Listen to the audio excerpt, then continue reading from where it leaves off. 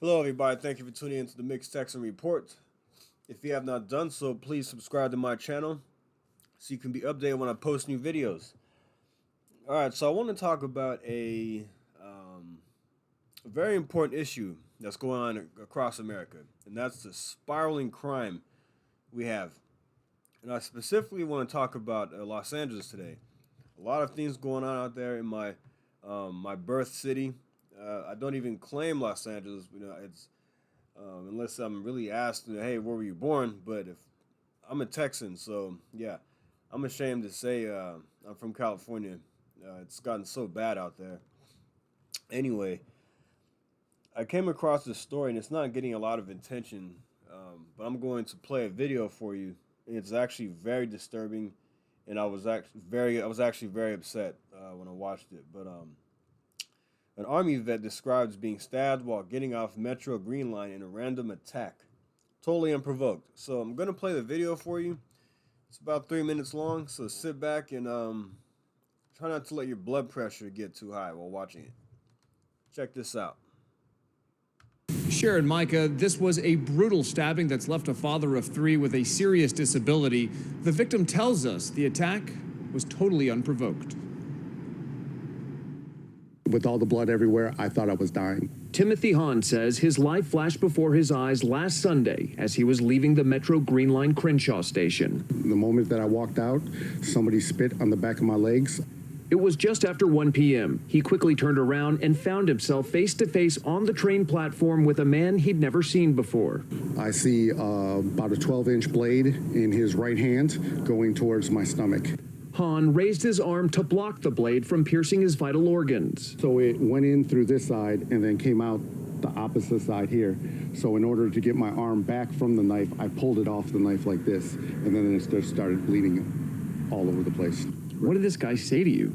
He said, "Say something." That's the only thing he said to me. Say something. An unprovoked attack. Hahn took off running, unable to control the bleeding and reach for his cell phone at the same time. He pleaded for someone to dial 911. What are people around you doing as you're screaming for help? People are walking away from me. People are pointing to their ears, acting like they can't hear what I'm saying, and other people are just ignoring me altogether. And you're bleeding profusely. I'm bleeding bad. He made it to 100. All right, I'm gonna pause it real quick. That's totally unacceptable. That is disturbing.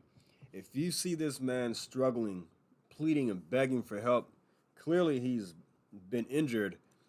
You do something about it.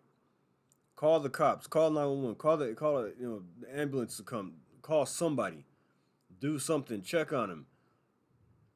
I mean, people are acting like they don't hear him. This guy has blood coming out of his arm, and they just, oh, I can't hear you, or they just ignore him.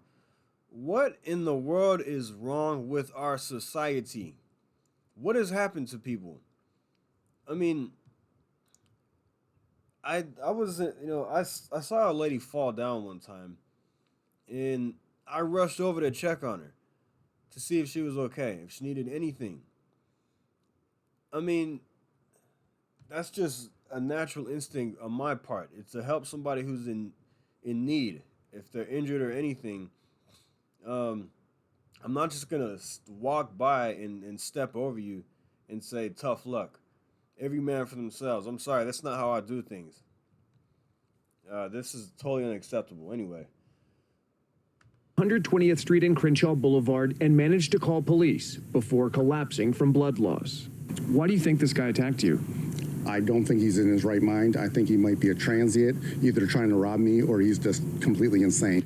Hahn is an Army veteran. He was on his way to donate plasma to earn some extra cash at the time of the attack. He was also just days away from receiving his license to become a barber. I have no movement in 3 of my fingers. I can only use my pointer finger and my thumb. I won't be able to work, and I don't know what my future holds for me. I don't know what I'm going to do. If anybody has any suggestions or can help me out, I'd take anything right now. This needs to stop. This kind of violence on people for no specific reason at all needs to stop, and we need to stop this guy, and I need the public's help. That suspect is described as a black man between the ages of 25 and 35 years old, standing about 5 feet 10 inches tall, weighing about 175 pounds. He was last seen wearing a light blue t-shirt that appeared dirty with a torn or stretched collar. He's also described as having braids on the right side of his head. Now, we did reach out to Metro and the LA County Sheriff's Department for any surveillance video that may provide a better description, but we did not hear back from either agency before this broadcast. If you'd like to help this victim, there is a GoFundMe account. You can find a link for it under this story on our website, ktla.com. All right. that was a very sad video to watch. This guy was donating plasma for some extra cash. I've done that in the past. I've gone to the plasma center, donated plasma, got, get $40 here, $30 there. So I don't know what this guy's situation is or was at the time while he was going to donate, but clearly he needed some extra cash. And he was just days away from becoming a licensed barber. So this guy had a bright future ahead of him. He seems like he was a stand-up guy, military vet. He used to be in the Army, donating plasma to get some extra cash for he's a father of 3. Went to barber school to get his license. And to cut hair for a living, a respectable profession. And it's just now everything has been taken away from him. It feels like, and he doesn't know what to do. So I feel terrible for this guy. I'm hoping that he has a speedy recovery. Maybe I'll post his link in the box so you can donate. Help him get on his feet. I don't know. I'm really hoping that he gets back after he comes back stronger than ever. And this has got to stop, like he says. I don't know where this guy stands politically. I don't know. But hopefully this is a wake-up call for anybody who was on the left. And these types of policies are the left policies are what brings these attacks on. But the soft on crime approach, that's got to go. So let's go to another video. A lot of video for you today, but this one's actually not as it's not as disturbing as the other one, but it's actually a little funny in some ways. Rash of robberies prompt Beverly Hills store owner to take down indoor mask. So people are terrified. They want to wear a 65 mask and with gloves on and wrap their face in saran wrap because they're terrified of COVID. So, but the COVID thing has also prompted something else. People wearing masks to rob stores. So it's like, oh shoot, do we be safe? Like kind of like a catch-22. Safe with COVID, we live our lives in fear and wear these masks everywhere. And have people wear masks inside the stores. But at the same time, we want them to feel safe, but at the same time, we're getting robbed. So check this out, another video right here. I love showing these videos. The owner says they have experienced a rash of robberies recently, and though they have security guards and high-end cameras, they're not able to identify the suspects because of the mask. For 22 years, Kitson on Robertson Boulevard in Beverly Hills has been a popular store with its vast variety of items. And now the store is getting a lot of attention for a new reason. A brand new policy plastered on the front window prohibiting masks in the store. It's not something we wanted to do, but it's what we have to do to keep the safety of our employees and our assets. Santos Hemingway is a sales associate at Kitson and says the store has become a target for thieves. Especially in the last few weeks, we've had multiple events where people have come in under, using masks and have chosen to steal. And despite the store's cameras, Hemingway says they're not able to identify the suspects because of masks. It covers the most important part of their face that we need to use when showing the police. He says the new policy has definitely deterred some customers from shopping at Kitson who want to wear a mask for safety, but others aren't bothered by it. I mean, it's a great writing here. Everybody should have put it from the beginning. Andrew Utes works in the neighborhood and says he gets it. I think it's pretty funny. There's There's obviously a danger anytime you have anonymity and you can't tell who people are. The robberies aren't unique to Kitson either.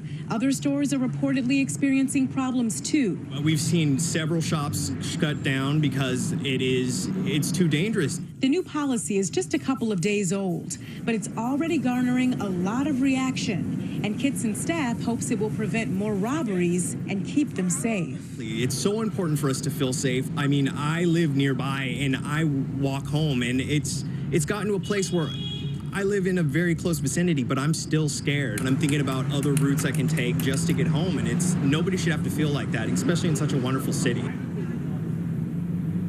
And take a look at this. Kitson's owner, Fraser Ross, released a statement. It reads, quote, in part, those people who wish to wear masks are free to set up an appointment for a personal shopping experience or visit our website. And we have the full statement on our website. Reporting live this evening. Imagine being so terrified that you have to set up an appointment, a private appointment to wear a mask. I mean, look at the dilemma these stores have been put into. You have these people that are terrified for their lives. And then you have people robbing your store. So you have to set up these private appointments for people who are so adamant on wearing a mask because they're terrified to get a private shopping experience.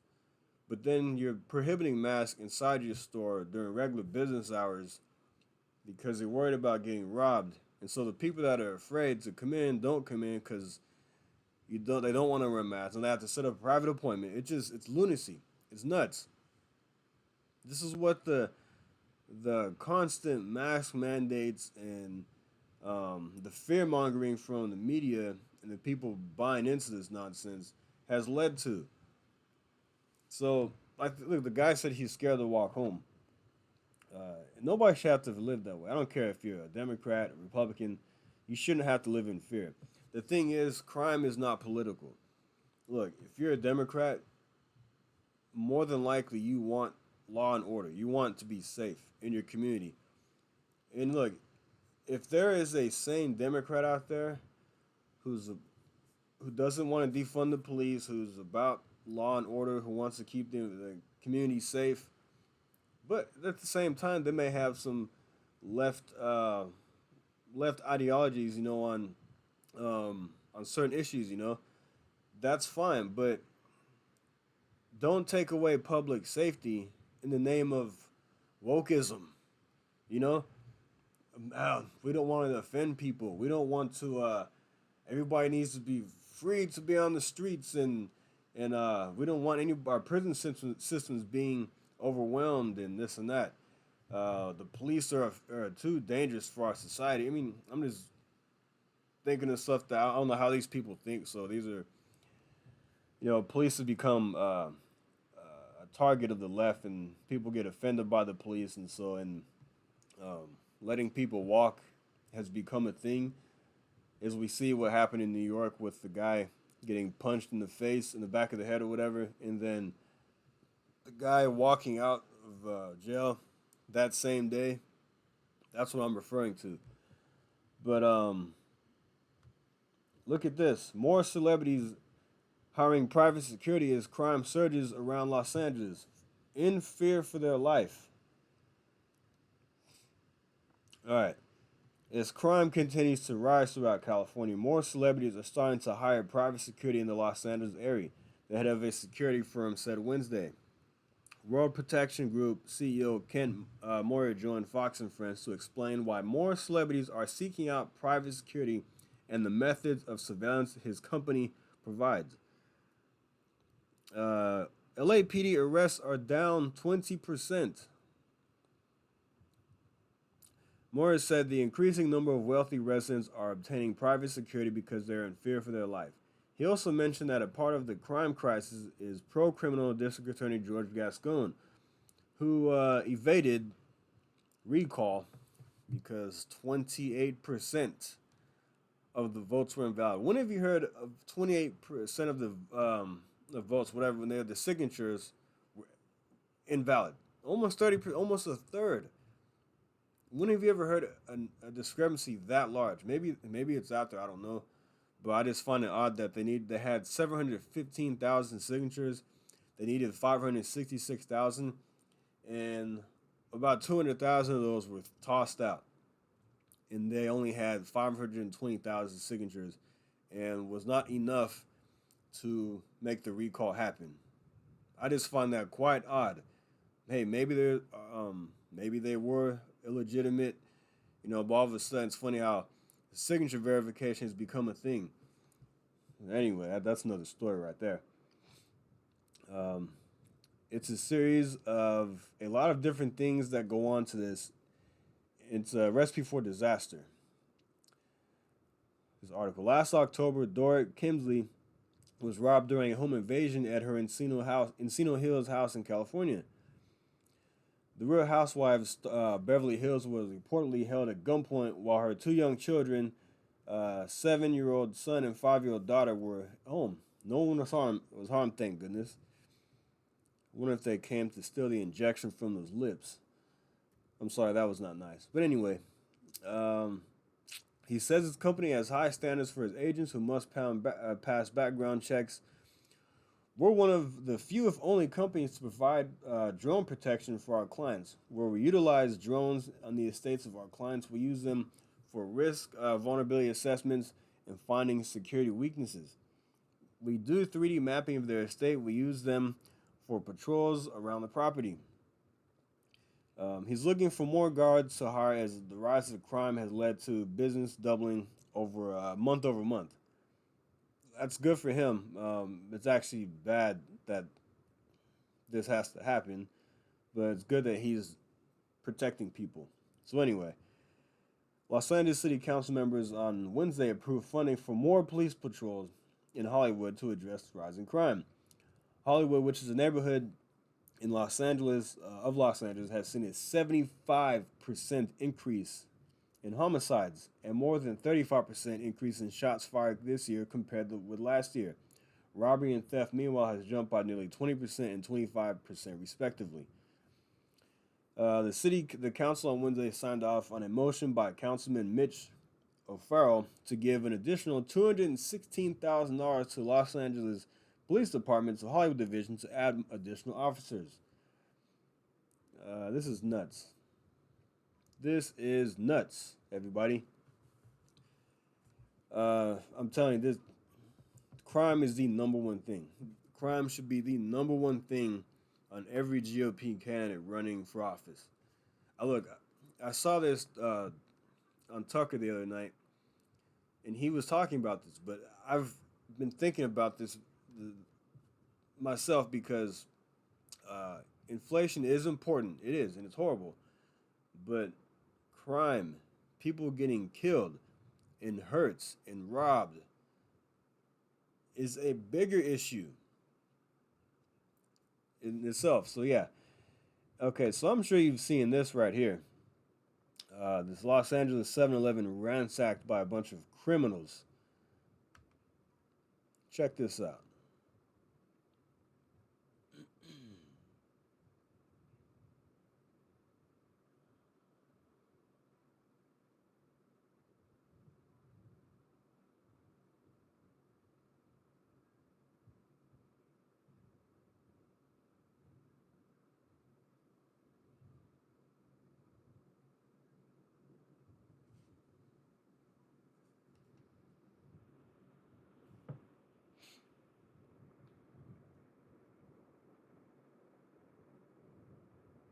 That's crazy.